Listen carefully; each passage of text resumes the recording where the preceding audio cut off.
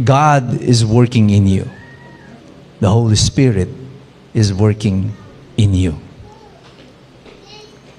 Pero pag wala ng struggle sa inyo mga kapatid, then that is the problem. When living in this life becomes perfectly okay. When living dito sa mundo na ito ng kasalanan ay maging sapat na sa atin. And we are no longer bothered by what is happening around us. When everything becomes compliance and automatic, why do you go to church? Compliance. Kailangan kong makasunod sa kautusan. Thou shalt keep the day of the Sabbath holy. But Jesus is the Sabbath.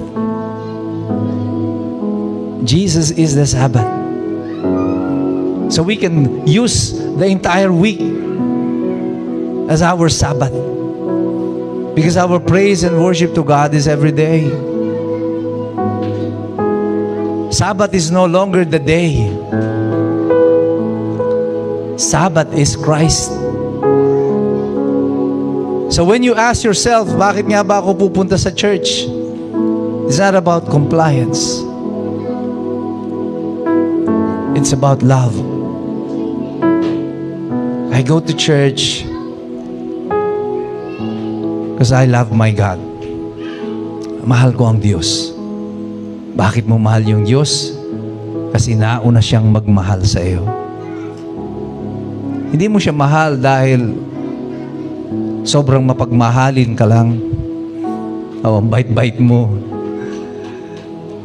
Mahal mo ang Diyos kasi nauna siyang magmahal sa iyo. And this gospel of grace na pinag-aaralan natin ngayon is very difficult to accept for many Christians. Because ito talagang yung konsepto ng biyaya is by revelation. It has to be revealed to you. The same way that it was revealed to Paul.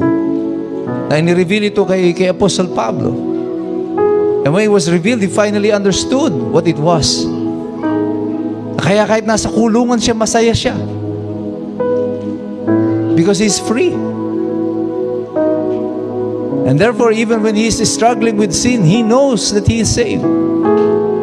Because alam niya that Jesus, that the Lord is working in him. That the Holy Spirit is operating in him. That there is a mission to be accomplished sa pamamagitan niya because the good works has been reserved by God for him. Inihanda ka na ng Panginoon para sa mga mabubuting gawa. And this is something that you must accept. Your good works, yung mga gagawin ninyo, hindi na ito sa inyo. Kaya wag mo itong aariin, ipagmamalaki. Wag mong sasabihin na dahil sa akin, ganito yan, ganito, lumago, dumami sila, nakapag-preach ako. It's not you anymore. You should be humbled. You know why? Because the Lord of Lords, the King of Kings, the name above all names, is operating through you. Ikaw ay ginagamit ng Diyos. Of all the people in the world, pinili ka ng Diyos. That He will do the good works through you. Sa pamamagitan mo. Because it has been reserved. There is no Jesus plus Moses. There is no grace plus good works. There is no Jesus plus charity. There is no Jesus plus the sacraments.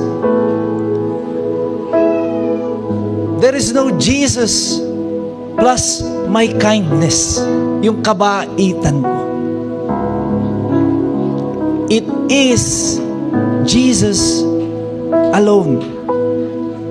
Si Jesus lang. Wala nang iba. Any other gospel will be false. Because this is what the Bible says. Even Jesus, sinabi niya sa atin yan. I am the way, I am the truth, I am the life. And no one goes to the Father except through me. Hindi kayo makakarating sa ating Ama kundi sa pamamagitan ni Jesus. I know many of us are still thinking about it. Paano ba ito? Nagdududa ka pa. Ligtas ba ako? And last week, yung isang kasamahan namin sa IBP na judge, who is a Christian, also died 60 years old. 3 taon lang ang tanda niya sa akin. And many are grieving, nasasaktan dun sa kanyang kamatayan. Kasi mabait si Judge Roland Tumol. Napakabait na judge na. Napakasimple niyang tao. But in that occasion, na supposedly maraming Christians, because he's a Christian, I asked the question I always ask sa mga burol at mga lamay.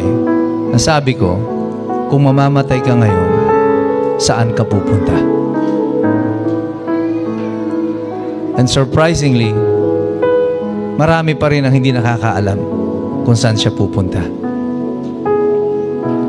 But I told them, if you ask Christians, if you ask people from our church, kung mamatay ka ngayon, saan ka pupunta? Alam nila ang sagot. Saan kayo pupunta? Sa heaven. Christians should know the answer. Because it is not your sin. It is not your shortcomings. It is not your failures that will determine kung ikaw ay ligtas o hindi. Ang magsasabi niyan ay kung sino ang iyong Panginoon. And it's all about Jesus. And this is what the Lord is trying to tell us today. That God loves you so much. So don't let the devil tell you otherwise. Huwag mong hayaan ang demonyo ang magsabi sa iyo na tinalikuran ka na ng Panginoon, na hindi ka nakagamit-gamit para sa Kanya, na iniwanan ka na ng Panginoon. Only Jesus can tell you that. Only the Lord can tell you that. But today, let us live, mabuhay tayo dito sa ating assurance at paniniwala na mahal na mahal na mahal tayo ng Panginoon. At anumang sabihin ng dyablo, hindi yan tatalab sa akin kasi kilala ko ang aking Panginoon. It is not Jesus plus the law. It is Jesus alone. Let's all stand up and pray. Hallelujah. Heavenly Father, Lord God, we thank you, Lord, for everything that you have given to us.